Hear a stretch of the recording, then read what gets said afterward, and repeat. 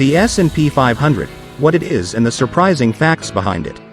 The S&P 500 is the most highly regarded stock market index in the United States. An indicator of the economy and how large companies are performing. When people talk about the stock market, this is generally what they're referring to. Whether you realize it or not, the S&P 500 likely has a large impact on your finances. Not knowing some basic points about it could be costing you a large amount of your retirement savings. These are some interesting points to consider about the S&P 500 that might surprise you. Taking them into consideration could greatly increase your chances of profitable investing. You'll see exactly how often a bear market occurs, why you should be prepared for one at all times, and how you can profit from these periods. Lastly, you'll be shocked to hear what one of the most successful investors of all time has to say about investing in this index. Hi, I help teach people about money, personal finance, and investing. If you're interested in improving your financial future, make sure to subscribe to the channel and hit the like button if this video is helpful. The S&P 500 is short for the Standard & Poor's 500, which are the names of the two founding financial companies. This stock index was introduced in 1957 and consists of 500 large U.S. companies and is considered to be the best indicator of how U.S. stocks are performing. Investors often use this as a guideline to see how other investments perform, such as mutual funds, real estate bonds, and many other types of assets. It holds stocks across all 11 stock market sectors from technology to consumer staples. Stocks aren't just randomly chosen to be included in the S&P 500, there's strict criteria for being added to this index. Companies are reviewed on a quarterly basis by the board to see if they're eligible to be added, and if the companies already included should remain. If the companies fulfill the criteria, they can be added to the index and they also have a chance of being removed. In order to be eligible for inclusion, it must be a U.S. company and it must be traded on a major U.S. exchange like the NASDAQ or New York Stock Exchange. It must have a market cap of at least $14.6 billion with at least half its shares available for public ownership. It must have reported positive earnings for the latest quarter, and a positive average over the past 4 quarters, and it must have enough shares regularly traded. These are the main criteria, but the board also tries to maintain the proper balance between sectors, so it will give an accurate snapshot of various businesses. From 1957 through 2021, the S&P 500 returned an average of 10.5% annually, not adjusted for inflation. This means if you had invested $5,000 in 1957 and didn't touch it until 2021, or a period of 64 years, your original investment would be worth a whopping $2.98 million. With sizable returns like this, the S&P 500 is an excellent option for someone who is looking for a simple, easy investment, requiring little to no research. Note that 10.5% is simply the average return, meaning during many years, the index returned much higher than that, and there were many other years when it had negative returns. In the late 1990s, the index returned anywhere from 19 to 34% each year, until the bubble burst in the year 2000, returning negative 10%, followed by negative 13% in 2001, and negative 23% in 2002. After this period, there were some years of varying profitability until 2008, when the market dropped 38%, followed by a recovery over the next few years. You might guess that the S&P 500 is quite diversified, holding 500 or so companies, but this is somewhat misleading. Firstly, the index only holds the largest companies in the United States, leaving many of the small, fast-growing stocks on the sidelines.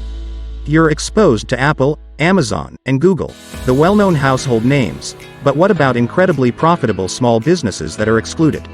Secondly, the index holds many technology companies with very few utilities and consumer staples, which are critical to the U.S. economy. Technology makes up a whopping 28% of the index, with 14% healthcare and 12% consumer discretionary.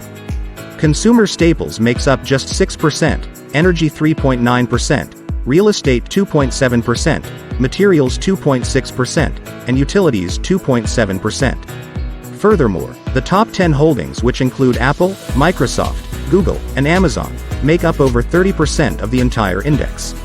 If the technology sector is underperforming, this negatively impacts the returns of the S&P 500 considerably.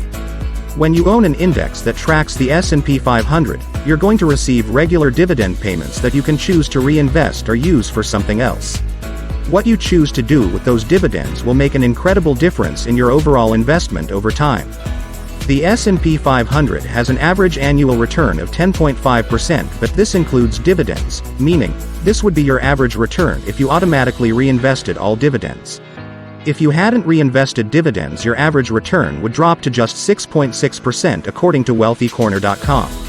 As noted earlier, $5,000 invested over 64 years would be $2.98 million with dividends reinvested, but, had you spent those dividends, your total invested would be just $298,000, a significant difference. By owning an S&P 500 fund, you're going to be receiving a dividend payment of about 1.5% per year, typically paid on a quarterly basis. This means you'll receive 1.5% of your total amount invested in the form of dividend payments.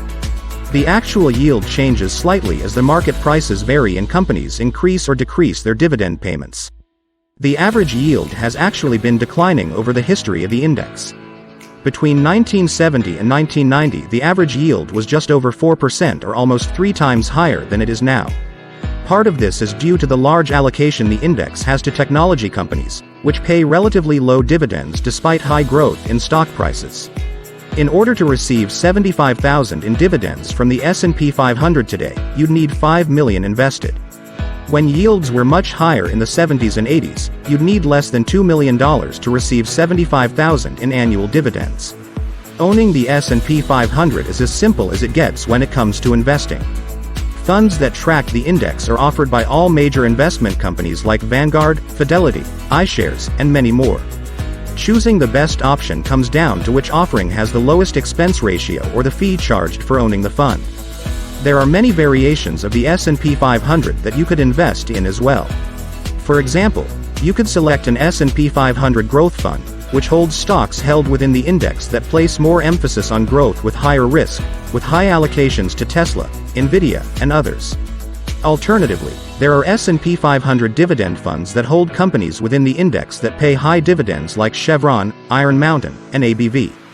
There are equal weight versions that allocate the same percentage of the fund to each company. Furthermore, there are funds aimed towards more stability and lower volatility that only select the most stable companies held within the index, like Johnson & Johnson and Procter & Gamble. When you're invested in the S&P 500 or any other similar option for that matter, you should be prepared for a large decline in its price at any time. Bear markets are when prices drop 20% or more occur about every 3.6 years. Fortunately, these bear markets tend to be relatively short-lived, lasting an average of 289 days. This means that a large amount of the time you're invested, you should expect to be in a bear market.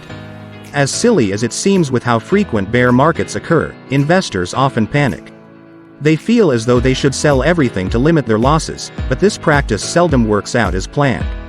Instead, understand that bear markets are a normal part of investing and they can actually mean opportunity.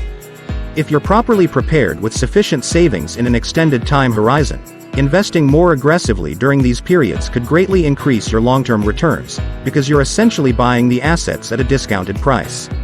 Knowing how often these situations occur on average and how long they last, will help you weather the storm, instead of selling out of a panic.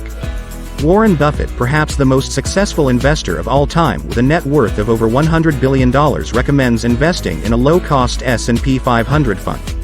As he said, the best thing for most people to do is to own the S&P 500 index fund. He even instructed his estate to invest 90% of his fortune into the S&P 500 for his wife when he dies. This is an excellent piece of advice to consider when deciding what to buy for your retirement. After all, it is hard to ignore such a simple and proven investment vehicle with an average return above 10%. Investing in the S&P 500 is a great choice for the average person who wants an easy strategy that requires little research or prior knowledge. All the hard work is done for you as the index's board monitors the stocks it holds and continually tracks them. On top of that, there are many variations to suit your type of investing style, whether you're a young person seeking higher growth, or a retiree looking for more income and stability. It's tempting to pick your own investments in an attempt to make huge returns, but buying a low-cost S&P 500 fund just might be the best bet.